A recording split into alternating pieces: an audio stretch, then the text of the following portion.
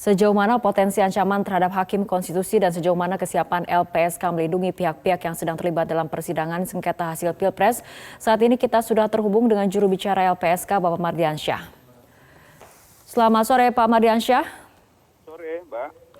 Ya, kami ingin mengkonfirmasi mengenai informasi yang menyebutkan adanya ancaman terhadap Hakim MK. Apakah informasi ini betul? Ya tentu begini ya, LPSK sebagai lembaga perlindungan saksi dan korban itu seringkali mendapatkan informasi dari banyak pihak, dari masyarakat umum, dari publik ya, ataupun dari aparat penegak hukum lainnya.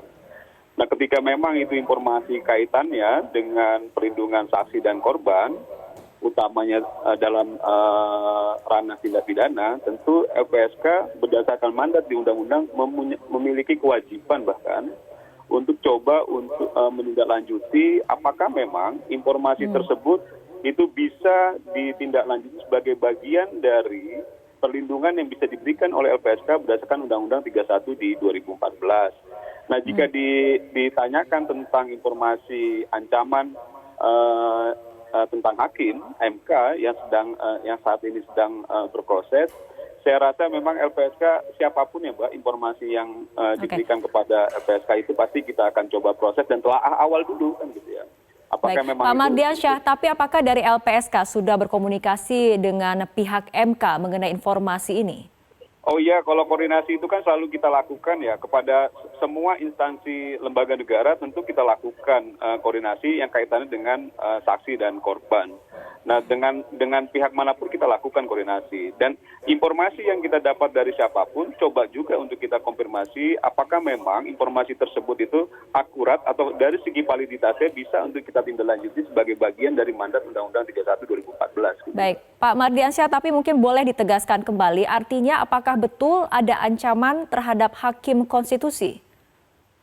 Saya rasa ancaman itu kan di hal apapun kan pasti dimungkinkan ya, bahwa memang ada informasi awal yang kaitannya dengan ancaman terhadap hakim, itu juga bagian dari yang perlu ditelaah lebih dulu sebelum kita melakukan tindak lanjut sebagai bagian perlindungan terhadap para saksi tersebut gitu ya. Nah ini yang menurut saya, ini kan informasi awal yang didapat oleh LPSK misalnya dari pihak manapun termasuk masyarakat umum yang perlu kita respon cepat bahwa apakah memang itu betul atau tidak. Nah itu dalam fase itulah kita sedang lakukan mengklasifikasi informasi yang didapat oleh kita gitu loh Mbak.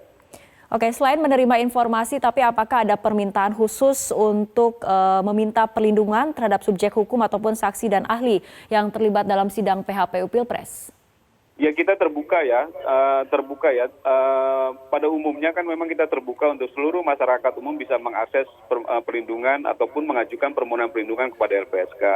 Nah kaitannya dengan saksi-saksi Pilpres, kita baik semua kubu yang sedang berperkara dalam sengketa Pilpres ini, tentu kita berikan ruang seluas-luasnya untuk memberikan ruang mereka untuk mengajukan permohonan perlindungan kepada LPSK dengan dasar bahwa LPSK juga beracuan atau berlandasan pada mandat di Undang-Undang 31 2014. Jangan lupa ya Mbak, bahwa LPSK itu memang diberikan mandat oleh undang-undang untuk memberikan perlindungan terhadap saksi maupun korban dalam proses tindak pidana. Nah, dimungkin ya. Baik Pak Mardiansyah, artinya langkah selanjutnya untuk kemudian dari LPSK sendiri seperti apa setelah kemudian menerima informasi-informasi seperti itu? Kita akan lakukan telaah Mbak, kita akan lakukan telaah, kita akan melakukan kajian terhadap informasi yang kita dapat, apakah memang itu bisa kita tindak lanjuti dari bagian mandat undang-undang yang memang dimiliki oleh LPSK sebagai bagian lembaga negara yang memberikan perlindungan terhadap saksi maupun korban. Ini sedang dalam proses telaah. Baik Pak Mardiansyah, juru bicara LPSK, terima kasih telah bergabung bersama kami.